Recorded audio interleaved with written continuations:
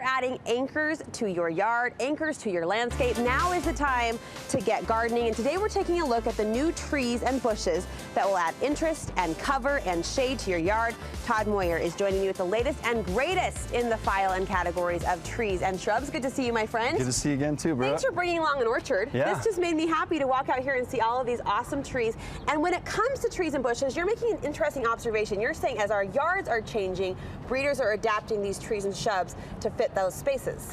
Yeah, one of the common things that we deal with as yards are getting smaller is people still want to make an impactful, beautiful landscape, right. and but not have to do a ton of maintenance and not overgrow the landscape that they have. And so the breeders have done a lot of work on shrinking varieties that we're all used to and making them dwarf, but still give that impact that the old ones used to have. So you get the shade, you get the cover, you get the drama and the impact that you talked about, but just in smaller scale. Correct, yeah. So it's been really interesting. I spend a lot of time trying to find these varieties so that we can make sure that each customer that we have, depending on if they got 5 acres or if they have 0.5 acres, they can still be able to do what they are trying to accomplish in making their yard pretty. All right, you brought a long list. Let's jump in. I'll invite you to step back as we look at this first tree that caught your eye. It is the... All of these have great names. So this one's Slender Silhouette Liquid Amber or Slender Silhouette Sweet Gum. Slender Silhouette Sweet Guy, I like it. Yep, so this is an amazing tree. It gets about 25 feet tall,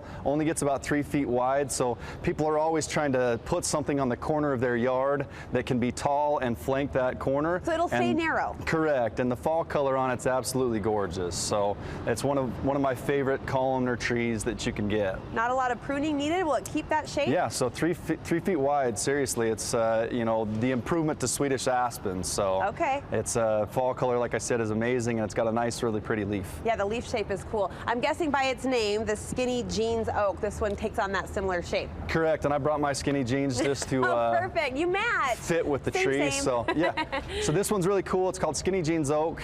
Columnar oaks have been around for a long time, and a lot of people have used them. One of the common things that we see, though, is a lot of those seem to still get a little bit too large. So the Skinny Jeans Oak does a really good job of staying more slender, more narrow, to again be able to plant close to the house and not take up too much space in the yard. Cool. I'm always drawn, I don't know why, to the red leaf variety. So tell us why you love the Ruby Falls Red Bud. So Ruby Falls Red Bud is fairly new. It allows you to have that red bud bloom that everybody loves and raves about, but it also gives you a purple leaf with something that's actually weeping.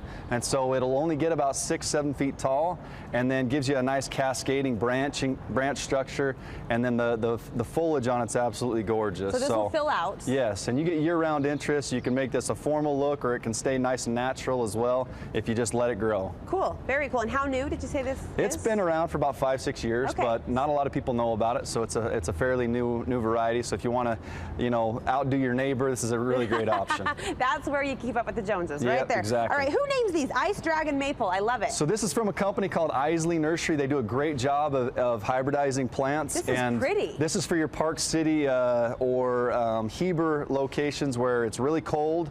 This is a brand new tree. You really didn't have a good option for a statement tree up there because it gets so cold. Most of the plants look like shrubs, where this tree does a phenomenal job of looking amazing and a statement piece, but also will handle the cold. So it's so light and feathery. Yes, it like moves with just a whisper. And the spring color is amazing because it comes out nice orange and then turns green and then goes back to red in the fall. Cool. Height, how tall will it get? So it'll get about 6-7 feet tall all, and you can keep it down short, so it's a really good tree. All right, rounding out your favorite 5, we have the Northern Glow Maple over my shoulder. Northern Glow is stunning. So that's actually its spring new growth. Wow. And it'll actually turn green as it starts to get warmer in the summer. And then we'll go back to red again. And so you have year-round interest. I mean, absolutely amazing. When the wind blows through that, it gets nice and feathery, and it's an absolutely gorgeous tree. That is gorgeous. You took the word right out of my mouth. It's stunning. It really is. Let's move into the shrub category. What are some ideal characteristics you think of a good shrub? So like I talked about, you know, with the yards getting smaller, we try to find dwarf varieties. This is a plant that's been around. It's called Itea, but this one's called Little Henry. And so it's a dwarf version, only gets about 3 to 4 feet tall, has a nice white bloom on it in the summertime, and then turns a nice bright red fall color. All right, I'm looking at the orange rockets over your shoulder. So That's this is cool. a really great plant when you have your black or brown bark. This really shines against that. It'll offset nicely. Yes, and so any plants that you put next to it that are green or yellow really does a good job of standing out, and it's one of my favorite barberries that has a nice orange color that stays orange. Maybe I'm just showing my favorite season, but I love the reds. Yes. I love the oranges. Yeah. Kind of breaks up the green. Okay, this guy?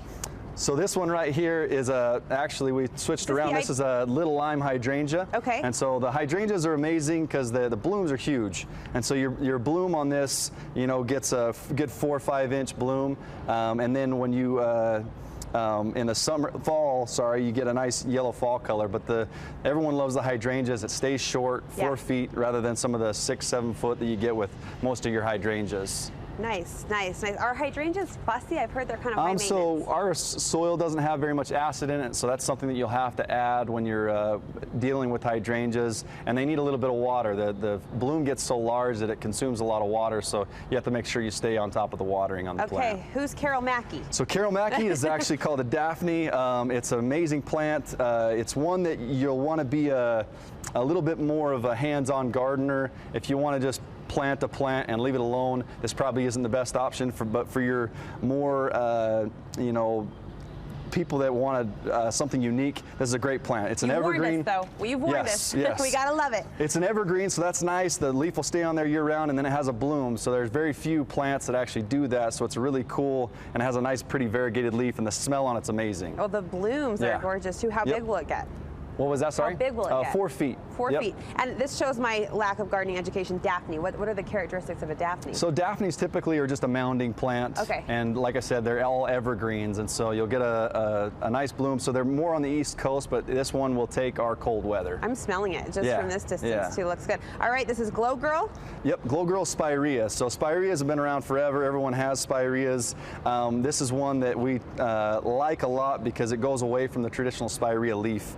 And these plants, if anyone's planted a spirea, they can get kind of woody and look a little shabby, whereas this one stays nice because it has a bigger leaf. Okay. And so we really like this because the color and then the leaf is a little bit more unique than your typical spirea. All right, and when's a good time? When's a good time to put in bushes and So shrubs? spring is amazing. I mean, that's why we love the spring, because it's a great time to get out and before the kids get out of school and plant. So any time right now is amazing. You can go again in the fall, but we always encourage people to plant in the spring.